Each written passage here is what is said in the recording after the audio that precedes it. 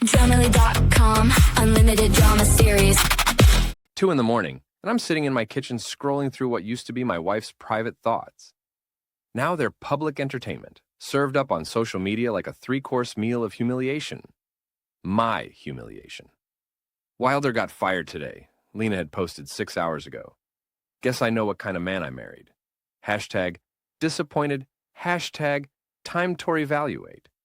The comments rolled in like vultures to roadside carrion. Arden Weller, Lena's best friend since college, led the charge. Girl, you deserve so much better. Time to upgrade. Bree Corlin chimed in. I never liked him anyway. Too quiet, too weird. You're a catch, Lena. 47 comments and counting. Each one a small blade, carefully sharpened by my wife's inner circle. They thought they were cutting me down to size. What they didn't know was that I'd been sharpening my own blade for months. The kitchen door swung open with enough force to rattle the hinges. Lena stood there in her yoga outfit, fresh from what she called emergency wine therapy with the girls. Her auburn hair was pulled back in that severe ponytail she wore when she meant business. Her green eyes held the cold fury of someone who'd spent 3 hours building up righteous anger with her enablers. We need to talk, she said, crossing her arms. I didn't look up from my phone. About your post? Or about how Arden thinks you should upgrade to someone with a trust fund? Don't be sarcastic with me, Wilder. Not tonight. Why not? It's about the only thing I'm good at, according to your timeline. I finally met her gaze. That and disappointing you, apparently. She moved to the counter, her movements sharp and deliberate. Everything about Lena was calculated these days, from her morning smoothie routine to her strategic friendships. She'd turned our marriage into a performance art piece, and I was the unwilling supporting actor. Felix Roard fired you, she said, after 8 years with that company. 8 years, Wilder. Do you have any idea what this does to us? To our reputation? Our reputation? I laughed, but there was no humor in it. Sweetheart, you torched our reputation the minute you decided to air our dirty laundry for your followers. I just lost a job. You lost your dignity. Her face flushed red. How dare you? How dare I what? Point out that you're treating our marriage like content for your personal drama channel? I stood up, pocketing my phone. You want to know what's really disappointing, Lena? It's watching someone I used to respect turn into a social media vulture, picking apart her own life for likes and sympathy. You're pathetic, she spat. Those 2 words hung in the air between us like a challenge. Pathetic. If only she knew what was sitting in my workshop right now. The severance package Felix had offered me wasn't just a golden parachute, it was a golden opportunity. 18 months salary, plus the consulting contract for the London expansion. The non-disclosure agreement alone was worth more than our house. But Lena didn't know that. Nobody did. And I was going to keep it that way until the timing was perfect. You know what, Lena? You're absolutely right. I am pathetic. So pathetic that I'm going to let you figure out just how pathetic I really am. She blinked, clearly expecting more of a fight. What's that supposed to mean? It means you want receipts or confessions? Because I'm fresh out of both. I walked past her toward the hallway, then paused at the threshold. Oh, and Lena? Next time you want to humiliate me in public, you might want to check our joint accounts first. You'd be surprised what a pathetic man can do when he sets his mind to it. The look of confusion that crossed her face was almost worth the months of careful planning ahead. Almost. Let her swing the axe, I thought as I headed upstairs. I'll bring the guillotine. The next morning, I drove to my workshop on the outskirts of town, a converted garage I'd rented 3 years ago, when Lena decided my projects were cluttering up our perfect house. She'd made it sound like banishment, but it had turned out to be liberation. This was where I kept everything that mattered. My tools, my real financial documents, and most importantly, my plans.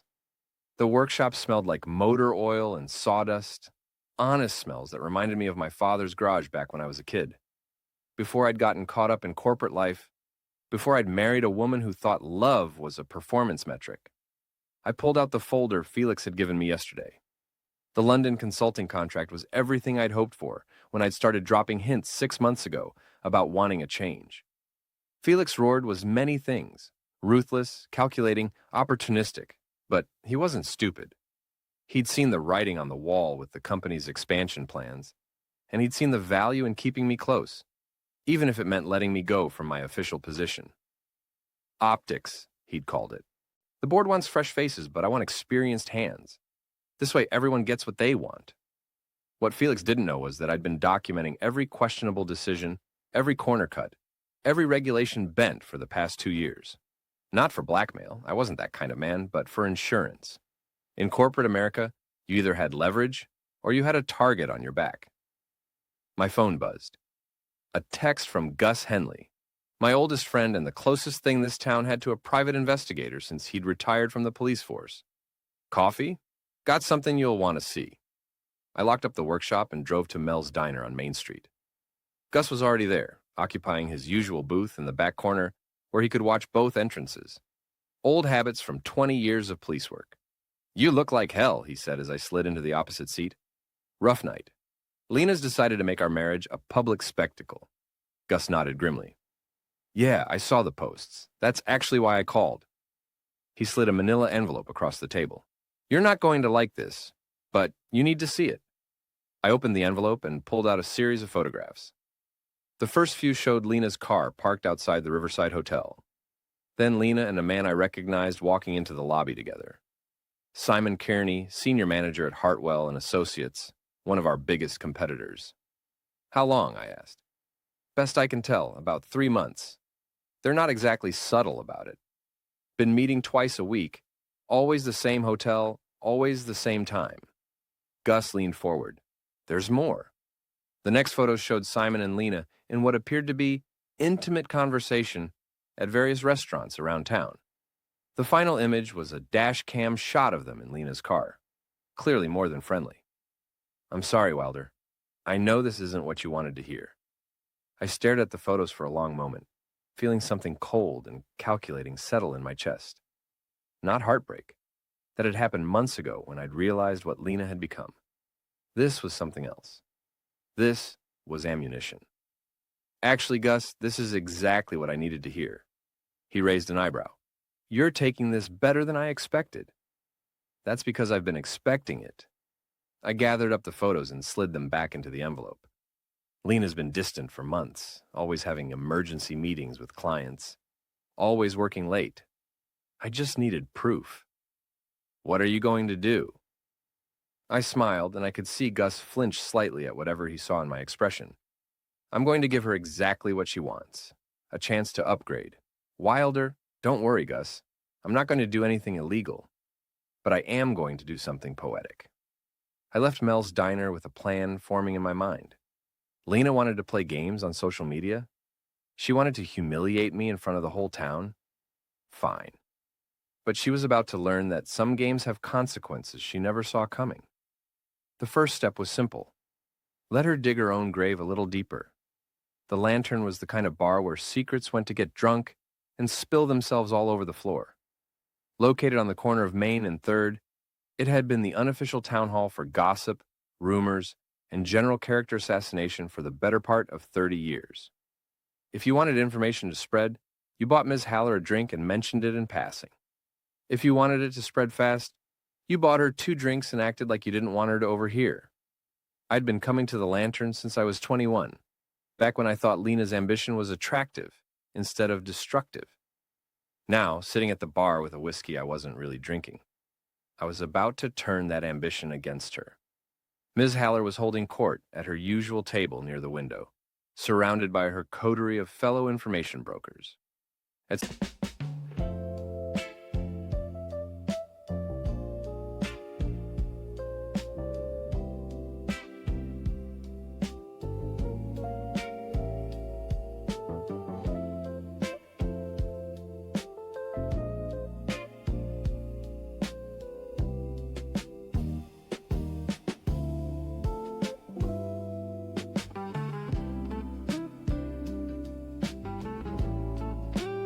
73, she had the energy of a woman half her age and the curiosity of a professional journalist. She also had the discretion of a broken fire hydrant, which made her perfect for my purposes. "Wilder Sornell," she called out when she spotted me. "Heard you had some career changes recently." News travels fast around here, I said, raising my glass in acknowledgement. Faster than you might think. Your wife's been quite vocal about it online. I let a shadow of embarrassment cross my face. Yeah, well, Lena's always been one to share her feelings. Sharing's one thing, said Bill Carmichael, one of Ms. Haller's regular companions. Public humiliation's another. Now, Bill, Ms. Haller said with false sweetness, I'm sure Lena's just processing her disappointment. Marriage is hard when there are financial pressures. This was my opening. Financial pressures, right. I took a sip of whiskey and let out a bitter laugh. Funny thing about financial pressures, Ms. Haller. Sometimes they reveal things about people you wish you hadn't learned. She leaned forward like a hunting dog catching a scent. Oh? Nothing dramatic. Just, well, when money gets tight, people's priorities become real clear, real fast. I paused as if debating whether to continue. Let's just say Lena's been finding creative ways to manage stress lately. Creative how? I shook my head as if catching myself before saying too much. I shouldn't. It's not my place to speculate. But the seed was planted. Ms. Haller's eyes were bright with curiosity, and I could practically see her mental Rolodex spinning as she filed this information away for future use. Well, she said carefully, I hope you two work things out. Marriage is sacred, after all. Sacred, I repeated. Yeah, I used to think so too. I finished my drink and left the lantern, knowing that by tomorrow morning, half the town would be speculating about what creative stress management might mean. By tomorrow afternoon, they'd be watching Lena's every move for signs of whatever scandal they'd convinced themselves was brewing. The beauty of it was that I hadn't lied about anything. I hadn't even technically spread gossip. I'd simply let Ms. Haller's imagination fill in the blanks, and her imagination was far more creative than anything I could have invented. Phase 1 was complete. Now it was time for Phase 2. I drove to the bank and made several strategic changes to our accounts. Nothing illegal, nothing that violated any agreements we'd signed. Just a few adjustments that would become apparent when Lena tried to access funds that were no longer where she expected them to be. Then I called my lawyer. Tom, it's Wilder Sornell. I need to discuss some changes to my financial arrangements. And I think it might be time to review that prenuptial agreement Lena and I signed. Everything all right, Wilder? Everything's about to be very all right, but I need to make sure all my legal ducks are in a row before things get interesting. Interesting how? Let's just say my wife's about to discover that public humiliation is a game two people can play. Bree Corlin lived in a converted loft downtown, the kind of place that screamed, I have more money than taste, with its exposed brick walls and industrial lighting. It was also the perfect location for what I had planned, because Bree loved nothing more than hosting dramatic gatherings where her friends could dissect their lives like specimens under a microscope. According to the social media posts I'd been monitoring, Lena and Simon were meeting there tonight for what Bree had coyly described as crisis management and wine therapy. The irony wasn't lost on me. They were about to get more crisis than they'd bargained for. Gus met me in the parking garage beneath Bree's building. He'd spent his afternoon conducting what he called technical reconnaissance, which was his polite way of saying he'd figured out how to temporarily disable Simon's car without leaving any evidence. You sure about this? He asked as we reviewed the plan one more time. Gus, 3 months ago, Lena told me I lacked ambition. Tonight she's going to see just how ambitious I can be. The timing had to be perfect. Simon's car was parked on the third level of the garage, conveniently isolated from the security cameras that Gus had already confirmed were focused on the entrance and exit ramps. While he worked on the car, I made my way to the building's fire safety panel. 20 minutes later, I was positioned across the street with a clear view of Bree's loft. Through the floor-to-ceiling windows, I could see Lena, Simon, and Bree engaged in animated conversation. Lena was gesturing dramatically, probably recounting her latest grievances about our marriage. Simon was nodding sympathetically, playing the role of the understanding friend, while his hand rested possessively on her knee. At exactly 9:30, the fire alarm system activated. The effect was immediate and spectacular. The building's sprinkler system engaged, emergency lights began flashing, and a recorded voice began instructing all residents to evacuate immediately. Through the windows, I watched Lena, Simon, and Bree scramble toward the exit, Their wine-fueled crisis management session abruptly transformed into a crisis of its own. They emerged from the building 3 minutes later, soaked and disheveled. Lena's carefully styled hair was plastered to her head, and her white blouse had become translucent enough to attract attention from the growing crowd of evacuees and onlookers. Simon looked like a drowned rat in his expensive suit, his usual polished confidence replaced by obvious panic. But the real masterpiece was what happened next. As they stood on the sidewalk trying to process what had occurred, Simon pulled out his phone to call for a ride. When that failed, he announced he'd get his car.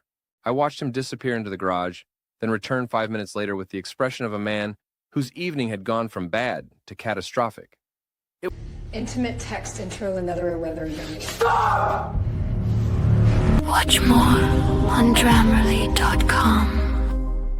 It won't start, he told Lena, his voice carrying clearly in the night air. The engine just... nothing. That's when Bree's neighbor from across the street, a prominent local businessman who happened to be hosting his own gathering, wandered over to see what the commotion was about. He was followed by several of his guests, including 2 people I recognized as board members from Lena's company. "Everything all right over here?" the neighbor asked. Lena, still dripping and increasingly aware of her appearance, tried to explain about the false alarm, but her explanation kept getting interrupted by Simon, who was growing more agitated about his car situation.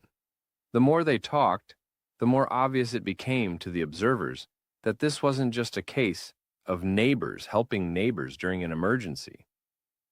"Maybe we should call a cab," Simon suggested, standing closer to Lena than any married woman's friend should stand. "Maybe you should call your wife," said one of the onlookers, a woman I didn't recognize but who clearly knew Simon. The silence that followed was delicious. I watched from my truck as Lena and Simon realized they'd been caught in a compromising situation by exactly the wrong people at exactly the wrong time. Bree tried to salvage the situation by inviting everyone inside to dry off, but the damage was done. The whispers had started, phones were coming out to document the scene, and Lena's carefully constructed public image was beginning to crack.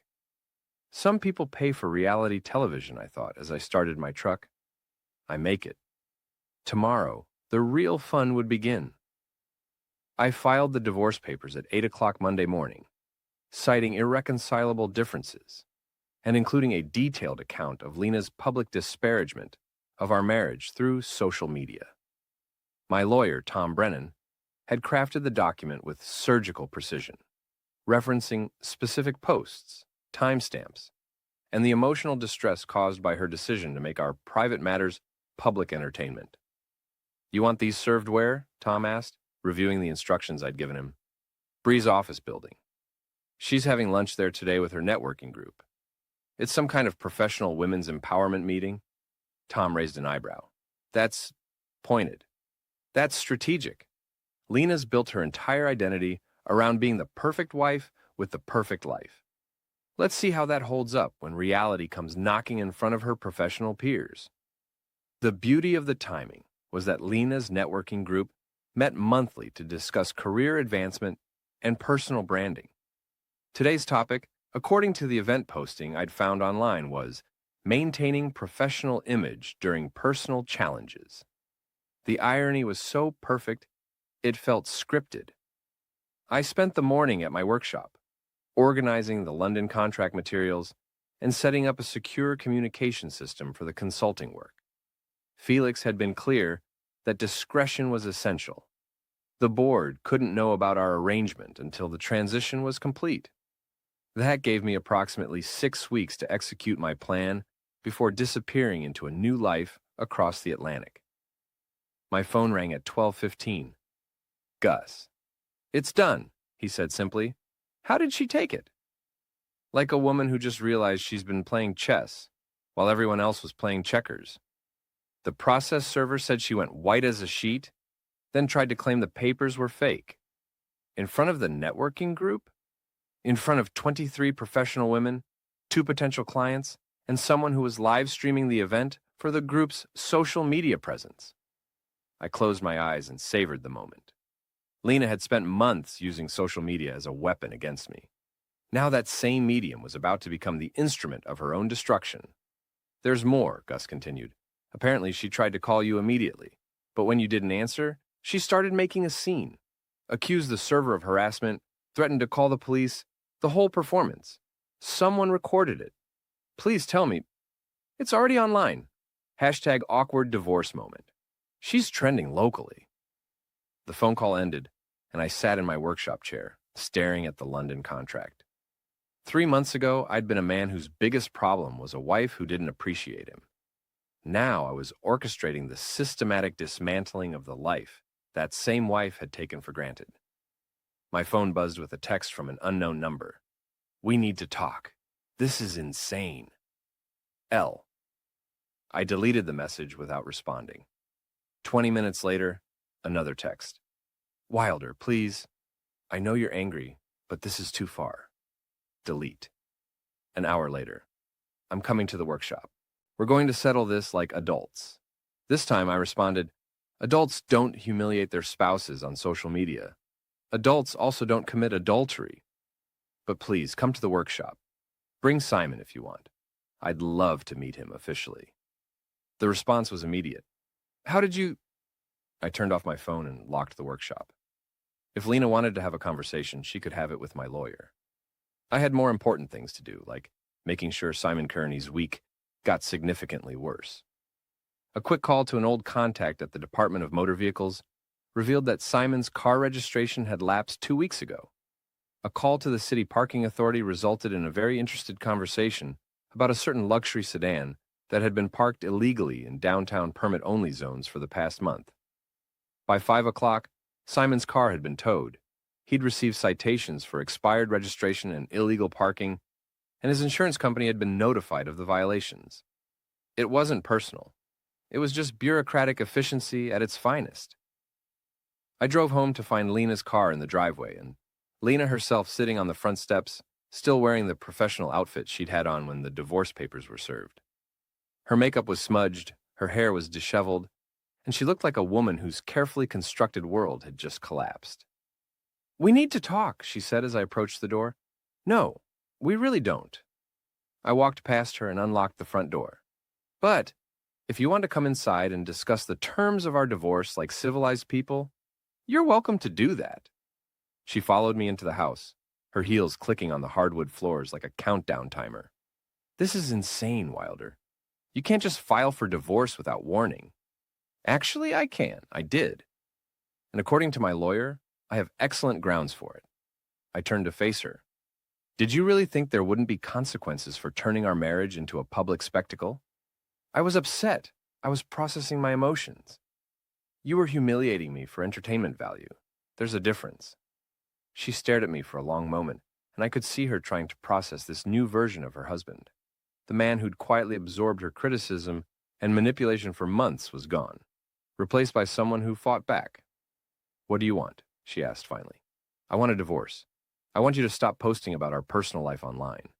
And I want you to figure out how you're going to support yourself because the gravy train just derailed." Her face went pale. "What do you mean?" "I mean, check our joint accounts, Lena. You might find them less joint than you remember." The look of panic that crossed her face told me she was finally beginning to understand the scope of what was happening. This wasn't just about hurt feelings or wounded pride. This was about consequences, and consequences had interest rates. "You can't do this," she whispered. "I already did. The only question now is whether you want to make this easy or hard. But either way, it's happening." She left without another word, and I watched through the window as she sat in her car for 10 minutes, probably calling Simon or Bree or Arden, looking for someone to tell her this was all a nightmare she could wake up from. But nightmares end when you open your eyes. This was reality, and reality was just getting started. The video of Lena's meltdown at the networking lunch had been viewed over 3,000 times by Wednesday morning. Someone had edited it with dramatic music and posted it to multiple platforms with titles like "When Divorce Papers Attack" and "Professional Women's Lunch Goes Wrong." Lena's face, frozen in a moment of pure shock and humiliation, had become a local meme. I watched it once just to understand what I was working with. The footage showed Lena's transformation from poised professional to panicked wife in real time. When the process server approached her table, She'd initially assumed he was there for someone else. The moment of realization, when he said her name and handed her the papers, was captured in the high definition from 3 different angles. Her friends had tried to support her, but Lena's reaction made that impossible. She'd stood up so quickly she'd knocked over her chair, then demanded to see the server's credentials. When he'd calmly explained that the documents were legitimate and legally binding, she'd begun what could only be described as a public breakdown. "This is harassment," she'd shouted, loud enough for the entire restaurant to hear. "My husband is trying to humiliate me." The irony was lost on her, but it wasn't lost on the internet. By Thursday, the story had reached The Lantern, where Ms. Haller was holding court with a captive audience eager for the latest developments in the Sornell marriage saga. "I always said that girl was too high-strung," she announced to anyone within earshot. "The marriage takes work, but you don't air your dirty laundry for the whole world to see." "What about the affair?" asked Bill Carmichael, who'd apparently been following the story with the dedication of a sports fan tracking playoff statistics. "What affair?" Ms. Haller's voice dropped to a stage whisper that carried to every corner of the bar. "The one with that Kearney fellow. My nephew works downtown, says he saw them together at the Riverside Hotel more times than coincidence would explain." I was sitting 3 stools away, nursing a beer and listening to my carefully planted seeds bloom into full-grown rumors. I hadn't told anyone about Simon directly, but I'd left enough breadcrumbs for the town's gossip network to follow the trail to its logical conclusion. "Well," Ms. Haller said with obvious satisfaction, "that would certainly explain why Wilder filed for divorce so suddenly. Man's got his pride, after all." "Pride and good lawyers, from what I hear," added another regular. "Word is he's been planning this for months. Got all his financial ducks in a row before he made his move." That part wasn't entirely accurate, but it was close enough to the truth to make me smile. Let them think I was a strategic genius. It was better than the alternative reputation I'd been carrying around for the past year. My phone buzzed with a text from Gus. Simon's having a bad week. Car troubles, parking tickets, and now his employer's asking questions about his association with Lena's company. Conflict of interest concerns. I typed back, "Funny how these things snowball." "You're enjoying this too much." "I'm enjoying this exactly the right amount." Friday afternoon, I got the call I'd been expecting. Felix Roord wanted to meet, ostensibly to discuss the London transition, but really to find out what kind of chaos I was planning to leave in my wake. We met at his office, a glass and steel monument to corporate excess overlooking the river. Felix was in his 60s, silver-haired and sharp-eyed, with the kind of presence that made junior executives stutter and senior executives calculate their words carefully. "Wilder," he said, gesturing to the chair across from his desk, "you've been making waves." "Have I? Your wife's professional network is buzzing about your divorce. Some of them do business with us." He leaned back in his chair, studying me. "I trust this won't affect your discretion regarding company matters." "Felix, my discretion is the reason you're offering me the London contract. My personal life is exactly that. Personal." "Good. Because I'd hate to think you were using inside information to settle domestic disputes." I met his gaze steadily. "I wouldn't dream of it. Everything I'm doing is completely above board and entirely legal." He smiled, but it didn't reach his eyes. "I'm sure it is. Just remember that reputation is everything in this business. Yours and mine." "I'll keep that in mind." As I left his office, I realized Felix had just given me something valuable. Confirmation that Lena's professional reputation was beginning to suffer collateral damage from our divorce. Her networking group wasn't just a social club. It was a business development tool, and public humiliation was bad for business. That evening, I drove past our house and saw 3 cars in the driveway: Lena's, Arden's, and Bree's. The emergency council was in session, probably strategizing damage control and plotting their counterattack. Let them plot, I thought. They were still playing by the old rules, the ones where reputation and image mattered more than truth. But I'd changed the game when I'd started fighting back, and they hadn't figured that out yet. My phone rang. Unknown number. "Hello?" You think you're so smart. Simon's voice tight with anger and desperation. Simon, how nice to finally hear from you. I was beginning to think you were avoiding me. What do you want? Want?